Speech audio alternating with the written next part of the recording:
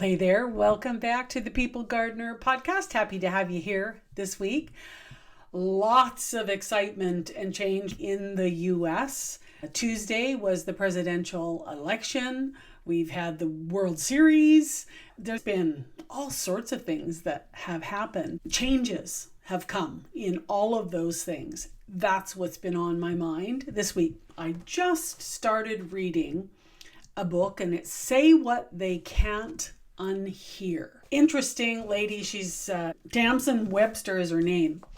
She's been 25 years in the psychology of messaging, and most of the time, just from the little bit that I've read, is in helping sustain change for long term, getting significant buy-in from people in the change process that you're wanting to institute.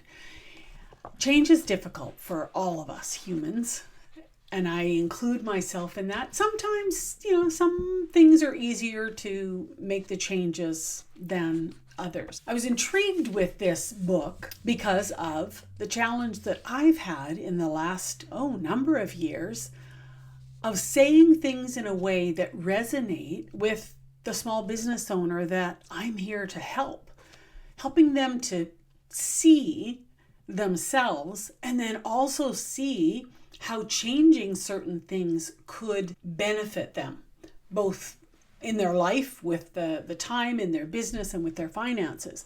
And I continue to struggle with that. So this isn't an easy thing. This isn't a get quick results type of thing. It requires a lot of consideration, a lot of trial and error. But what intrigued me about this book is that she has 9 principles that just even the principles themselves are thought-provoking. So I'm going to read those 9 principles.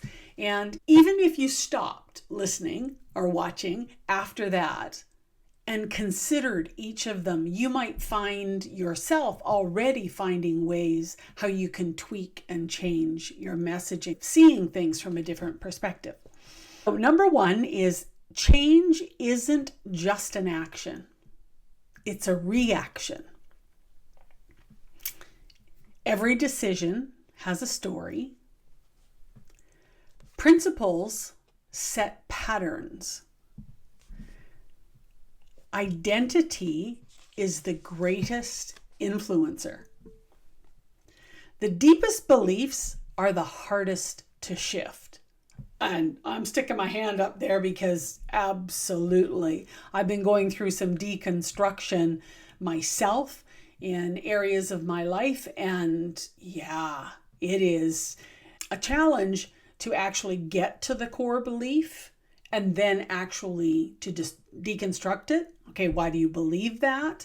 That absolutely is a big one. When you've got people in your world, in your business, from all walks of life, all experiences, all nationalities, all different religious, political, there's just so many beliefs that can be involved. So that one was a big one. Then it's pain is the enemy of long-term change. When 2 truths fight, only one wins. You can't want it more than they do. This one was just like, wow, never thought of this before. There's no such thing as believer's remorse. Buyer's remorse? Absolutely. No such thing as believer's remorse. That goes into the psychology of the message and presenting information in a way that they can believe it and they're invested in it and they see the benefit to themselves, to the organization, to the future. Yeah. So anyway, those were really good food for thought for me, just those. So as I say, I'm just getting started reading this. I went to her website, Tamsen Webster's website, and she has what's known in the online service industry as a freebie or a lead magnet. And it's called the Compact Case. I'm going to put the link in the notes below. If you're on my email list, rhonda@rhondadelaney.com, you can sign up there for the email. I included the link in the email this week. So if you haven't clicked on that, go ahead and do that. But it's interesting because she gives us a really clear, simple process of getting your messaging right. There's 4 components to the message. Because we believe, and we also believe, to get blah, blah, blah, blah, blah, we believe we need to blah, blah, blah, right? That is the structure of the messaging that she's encouraging. So the first one is to write down an inarguable principle or belief that supports your change. An example: the less time we spend searching for information, the more time we have to put that information to use in our work. So once you've drafted that principle, then she has a list of questions, and every single response to that question must be a yes, or that statement that you made needs work. Then we repeat step 1 with a second inarguable principle that supports your change. Again, going and asking these list of questions here. I really encourage you to download this. It's been fascinating to go through. Then the third step is to write down the most irresistible outcome of your change. So in this instance, she's saying we hit our targets this quarter. But again, you have to ask those questions, and you must get a yes answer to each of them. And for this one, let's say, does it articulate a single and specific outcome? Is it something your ideal audience actively and knowingly wants, which is your employees? Is that something that they want? Is it phrased in a way that captures the most urgent or important version of the outcome? Will a change legitimately deliver this outcome? So when you're able to answer all of those yes, yes, yes, then you have a great statement, a great sentence there.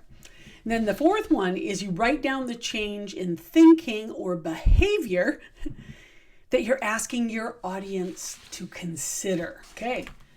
Example that she uses here is experiment with a collaborative work model. Does it start with a verb? In this case, collaborate. Would your audience agree that the change is a logical conclusion of the principles from your first 2 sentences? Guys, this is so easy. No, excuse me, that's not easy, meaning it's step by step. You can plug in what it is that you're thinking. What changes do you want to make? What do you believe needs to happen so that your team can grow, you can grow, the company can grow, so that you can advance a process or a procedure? Go in and download this and start working out this messaging that is going to help you get where it is that you want to go. I love finding new thoughts, new ideas, new people that can help you in your business. But I love finding experts in other little things that can help you get where you need to go. And this Tamsen Webster is definitely one that I would recommend. Get the book, do this exercise, say what they can't unhear. It's there. I believe it. It's part of who I am now. This is how we do it here. I hope this helps. I'd love to get some feedback, so feel free to shoot me an email or DM me on social media channels. Let's all really work at getting our messaging right so that we can make lasting and effective changes inside our business. That's it for this week. We'll talk to you next week.